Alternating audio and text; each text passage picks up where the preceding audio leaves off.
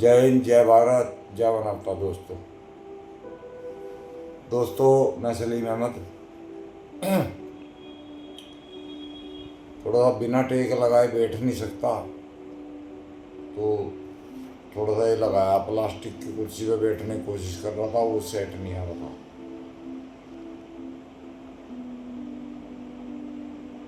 आज मैं ये चाह रहा हूँ कि लोगों के मन में जो ये शंका भी है कि यार ये सलीम ने किया भी है या नहीं किया, वाकई में नाजायज़ हो गया इसके साथ या इसने किया है, तो इसके बारे में कुछ मैं सोच रहा हूँ कि जो जो मुझे पता चला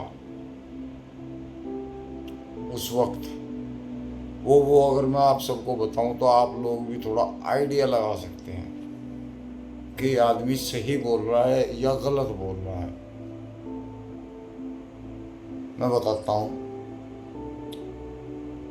संदीप रामजस स्कूल का नहीं है, वो लड़का जीनत महल पब्लिक स्कूल में पढ़ता था। मॉर्निंग की शिफ्ट थी।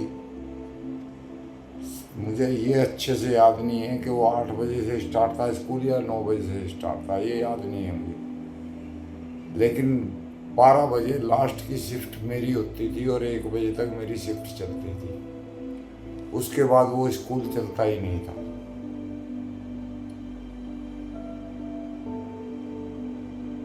तो मैं 20 तारीख की घटना की बात बताता हूँ। 20 तारीख को मैं अपने कमरे से, जिसमें अनिल भी था, अनिल का ही वो असल में कमरा था, मैं शेयर कर रहा था, वहाँ से चाय पानी पी के निकलता हूँ और स्कूल पहुँचता हूँ। स्कूल में जा गए, चाय पानी पी, क्योंकि टाइम नहीं हुआ था, अभी था 12 बजने का वेट किया। 12 बजते ही मैंने क्लास स्टार्ट करवानी शुरू कर दी, बच्चे आने शुरू हो गए। संदीप बंसल भी आया, उसकी बहन रजनी भी आई, सुखदेव नाम का लड़का था वो भी आया, राणा नाम का लड़का था वो भी आया, हेमराज नाम का लड़का था वो भी आया।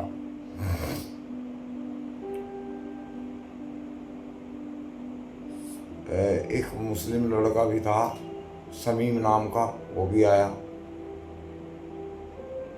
और भी थे, दो चार जिनके नाम याद है, करूँगा तो अभी बता भी दूंगा।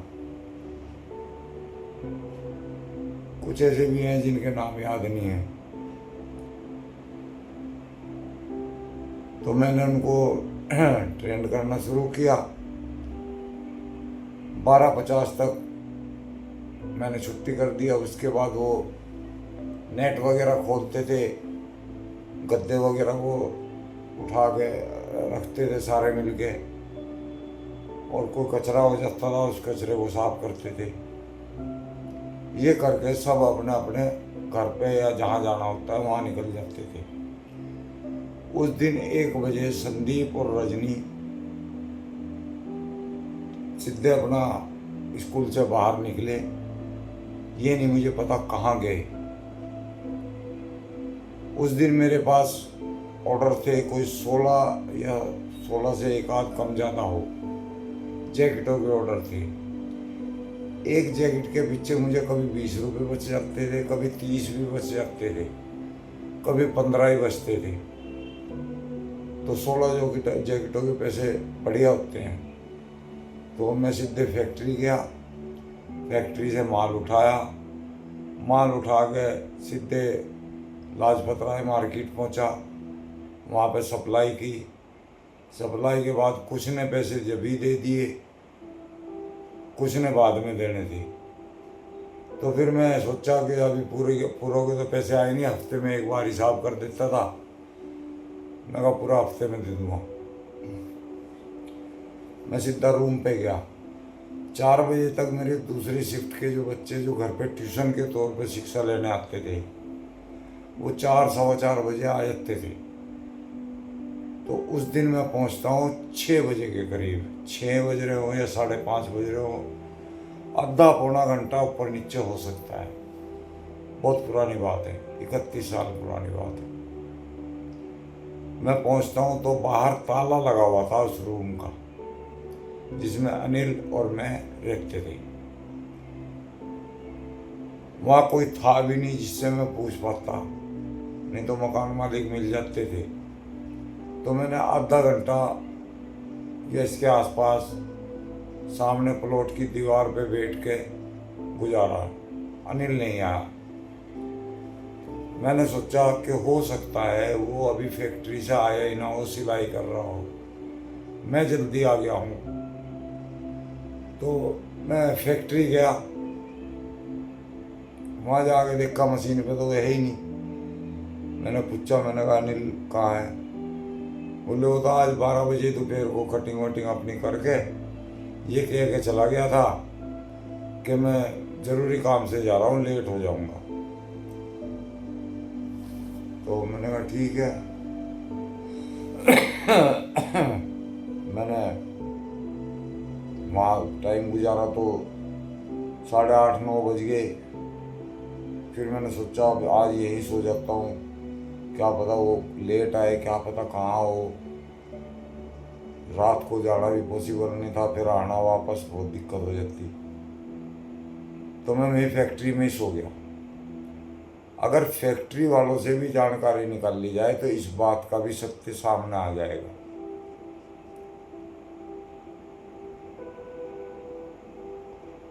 अब मैं अगले दिन सीधे घर पे गया, कमरे पे।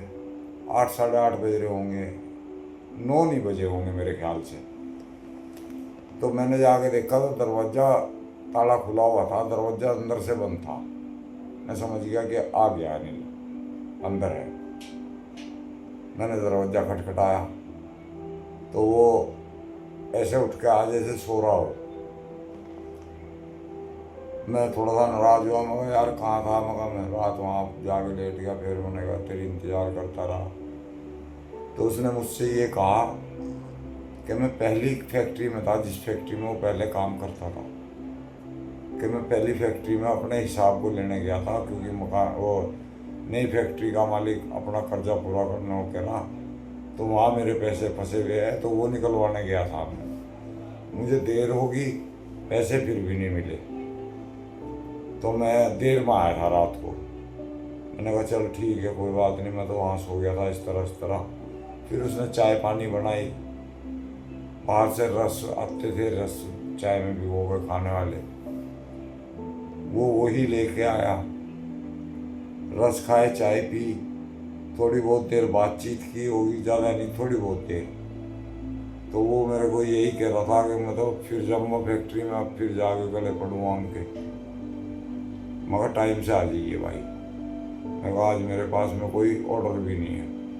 उस दिन मेरे पास ऑर्डर नहीं था कोई। तो मैं स्कूल गया जी। स्कूल जाने के बाद अपनी वही दिनचर्या 21 तारीख की बात कर रहा हूँ। लेकिन संदीप और रजनी अब उस दिन गैर हाजिर। मैंने बच्चों से पूछा, मैंने कहा रजनी क्यों नहीं आई वहाँ देख कर ये कमरे में? तो वो शायद लड़का समीम था जिसने मुझे बताया कि सर जी वो तो आज आए ही नहीं है, दोनों बहन भाई आज आए नहीं है। मैंने कहा अच्छा, क्योंकि ऐसा अक्सर होता था, कई स्टूडेंट नहीं आते थे, वो किसी ना किसी कारणवश छुट्टी कर लेते थे। रोज तो नहीं ऐसा होता था, दूसरे तीसरे दिन ऐसा हो जाता था। उस दिन भी मैंने अपना 1 बजे तक क्लास पूरी की। 1 बजे के बाद मैं छुट्टी करके मैं भी चल दिया, बच्चे भी चल दिए सारे। उस दिन मेरे पास कोई ऑर्डर नहीं था। मैं सीधा रूम पे पहुंचा। रूम पे सबसे पहले तो मैं अपने रूम पे पहुंचा। मेरे रूम से 2 मकान आगे छोड़ गए मेरी चाची किराए पे रह रही थी, या पता नहीं किसी जान पहचान के थी, किराए पे थी शायद,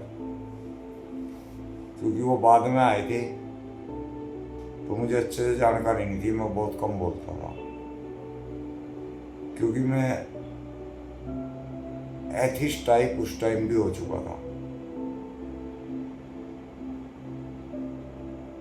पूरा नहीं हुआ था, लेकिन मेरे अंदर सवाल पैदा होने लगे थे, मैं बात करने लगा था। तो अभी उस लड़की ने मेरे को आते ही एकदम से ये कहा, मकान मालिक की लड़की ने, कि भैया आपके जो रूम के साथी हैं उनको तो पुलिस पकड़ के ले गई है। अब मैं बहुत एकदम से चौंका कि क्यों, किस वजह से। कह रही ये तो हमें भी नहीं पता, पर पुलिस यहाँ आई, कमरे में गए, पहले कमरे में जाके फिर कुछ ढूंढा डांडी सी करी और फिर उसको पकड़ के ले गई। इतनी देर में ही मेरी चाची आ गई बराबर से। वो बोली रो के कि बेटे तुझे भी पकड़ने आए थे पुलिस वाले, और तेरे कमरे पे जो था उसे भी पकड़ लिया। नहीं, मुझे नहीं ये कहा था कि सलीम कहाँ है। तो हम भी गए थे, हमारा पता चल गया था कि ये उसके रिश्तेदार हैं। तो उन्होंने हमारे से पूछा कि सलीम कहाँ है। तो हमने ये कह दिया कि वो तो स्कूल में हुआ है रेस्ट टाइम, अब हमें तो पता नहीं। तो वो मेरे भाई को, यानी कि मेरी चाची के लड़के को उठा के ले गए थे। वो लड़का आज भी जिंदा है, उसका नाम साबिर है। वो भी गवाही दे सकता है कि पुलिस ने उसको उठाया था, उसका कोई जिक्र नहीं है। तब मैंने वहाँ पे अपनी चाची को बोला, मैंने कहा चाची घबरा मत, मैं थाने जाता हूँ, मैं साबिर को घर पे भेजने की जिम्मेदारी में भी, और मैं भी आ रहा हूँ। हमने कुछ गलत नहीं किया हुआ, ये मैंने खुद बोला। वहाँ जाने के बाद कोई 3rd डिग्री स्टार्ट होगी। मैं बोलता रहा, मैंने कहा आपने जो पूछना है वो पूछो, आप मार क्यों रहे हैं, मेरे भाई को आपने क्यों अरेस्ट किया है, उसकी भी सरकारी नौकरी है, मेरी भी सरकारी नौकरी है, 2 आदमियों की सरकारी नौकरी नाजायज खराब हो रही है। तो उन्होंने मुझसे ये कहा कि हम जो पूछेंगे उसके बारे में सच सच बता दिए और हम उसको अभी छोड़ देंगे। मैंने कहा मेरा वादा है, जो भी कुछ होगा सब कुछ सच बता दूंगा, जो भी आप पूछोगे सब कुछ सच्ची बात बताऊंगा। उन्होंने उसी वक्त मेरे भाई को छोड़ दिया। मेरा भाई आज भी इस बात का एहसान मानता है, जबकि एहसान वाला काम नहीं था, ये एक सच्चाई थी, क्योंकि मैंने कुछ किया ही नहीं था और मेरे भाई को एवज में उठा के ले आए थे। तो मैंने कहा मेरा काम इनका पेट भरना है, मैं इनका पेट भरूंगा। अब उन्होंने मुझे फिर मारना शुरू किया। मैंने कहा आप सवाल तो करो, मार बाद में लेना अगर मैं जवाब नहीं दूंगा। बोले हाँ मैं उसके बारे में बता, संदीप के बारे में। मैंने कहा संदीप और उसकी बहन तो आज आए नहीं है स्कूल में। बोले आज नहीं, कल के कहाँ है ये बता। मैं कल तो सर वो छुट्टी टाइम पे करके निकल गए थे, मैं तो अकेला आता हूँ क्योंकि मुझे फैक्ट्री जाना पड़ता है, तो मैं तो नहीं जानता कि वो कल कितने बजे घर पहुँचे कितने बजे नहीं पहुँचे, मुझे तो कोई जानकारी नहीं है। आज वो स्कूल आए नहीं है, स्कूल की हाजिरी भी बता देगी, लेकिन उन्होंने कोई जानकारी नहीं निकाली स्कूल से। और जो वो दूसरा मुकदमेवार था उसको वो बार बार मेरे पास लेके आते थे कि बता ये इसने और तूने क्या करा। तो वो बोलता था कि हाँ जी, हाथ जोड़ जोड़ के इसने और मैंने मिलके दोनों ने मारा है, इसने पैर पकड़ रखे थे, मैं गला घोट रहा था। ये वो बयान दिए जाना, बयान दिलवा के उसको फिर वापस ले जाए। अब मैं बोलता उनको, पुलिस वालों को, कि जी ये तो झूठ बोल रहे हैं, ये तो सच्ची बात नहीं है। फिर वो मुझे बहुत भयंकर मारते थे, हद से ज़्यादा मार, जो कि मैं झेल पाना मेरे लिए बहुत मुश्किल हो गया था। उस वक्त मेरा शरीर इतना मजबूत भी नहीं था, उम्र भी कम थी। तो एंड में आगे 4 दिन की पिटाई पे हो सकता है तीसरे दिन ही मैंने हाथ जोड़ जोड़ के मैंने कहा जैसे आप कहोगे ऐसे मान लूँगा। तो उन्होंने मेरे को एक नाले पे लेके गए कि यहाँ से तूने लाश बरामद करवाई है। मैंने कहा जी अब मैं बोलता था तो मुझे मारते थे बहुत ज़्यादा। सब कुछ उन्होंने मेरे से जहाँ साइन कराने थे वहाँ साइन कराए, जो लिखना था वो लिखा। 4 दिन में ही पे रहे हम, मैं भी और अनिल भी, लेकिन दोनों अलग अलग कमरे में रखे गए, एक जगह नहीं रखे। ऐसे ही जब हम 4 दिन के बाद हमें जेल भेजा गया तो अनिल को भेजा गया 3 नंबर जेल में, राशि के हिसाब से जेल में जाते हैं वहाँ, और मुझे जेल में भेजा गया 1 नंबर जेल में, वहाँ एस की राशि के लोग जाते थे। 14 दिन तक हम दोनों दूर दूर रहे, अनिल भी और मैं भी। वहाँ कोई मुलाकात नहीं होती आपस में, वो दूसरी जेल है वो दूसरी जेल है। 14 दिन बाद हमारी तारीख पड़ती है,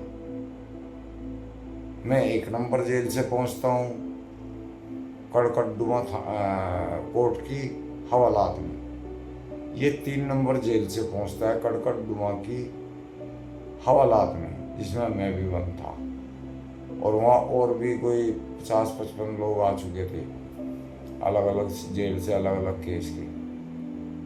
तो अनिल जैसे ही अंदर आया, मुझे देखते गुस्सा आ गया। मेरी लाइफ खराब हो रही थी, चाहे ये केस झूठ में लगता चाहे सच में लगा था। मेरी नौकरी खत्म हो चुकी थी, तब भी आदमी को नौकरी पे नहीं रखा जाता, वो खत्म हो गई थी। मैंने गुस्से में इसको मारना शुरू किया। वहाँ पे कुछ लोगों ने, जब मैंने इसको अच्छा मारा तो कुछ लोगों ने, जिनको 14 दिन के अंदर ये पता लग गया था कि भाई मेरे साथ ऐसे नाजायज हुआ, मैंने बता रखा था, तो उन्होंने इसको दुत्कारा, बहुत ज़्यादा जलील किया। ये फिर बोला कि मैं माफ़ी चाहता हूँ, मैं मजबूर था, मुझे इतना मारा गया, इतना मारा गया कि तू अकेला कर ही नहीं सकता, तेरा रूममेट भी तेरा साथ था, उसने तेरा पूरा साथ दिया था। तब मुझे आखिरकार हाँ करनी पड़ी, और अब मैं जेल के अंदर हकीकत बताऊंगा, लेकिन उसके बाद हमने, वो हवलदार ने भी वहाँ उसको बहुत लताड़ा, होल सी भी मारी इसको कि साले तूने एक आदमी की ज़िंदगी अपनी तो ख़राब करी, 2 परिवार तूने वैसे ख़राब करे, एक उस बच्चे का, एक इस सलीम का जो अभी सरकारी नौकरी पर लगाई था बेचारा। उस हवलदार साहब ने बहुत, उस टाइम मेरे को बहुत दिल से रोना आया था। उसके बाद हमारी तारीख पड़ी, तारीख पे गए, फिर अलग अलग पहुंच गए, फिर हमारी तारीख पड़ी, फिर हमें इकट्ठे नहीं रखा गया, फिर हमें अलग अलग रखा गया। फिर हम कभी साल भर हो गया नहीं मिल सके, उसके बाद फिर हम एक बार मिले। फिर मैंने उससे पूछा, मैं कहा ईमानदारी से बता तूने करा क्यों था ऐसा काम। बोला सलीम भाई मेरे ऊपर कर्जा हो रहा था फैक्ट्री वाले का, इतना करीब, पता नहीं वो 15,000 था या 20,000 था, ये मुझे कन्फर्म आज याद नहीं, पर मैं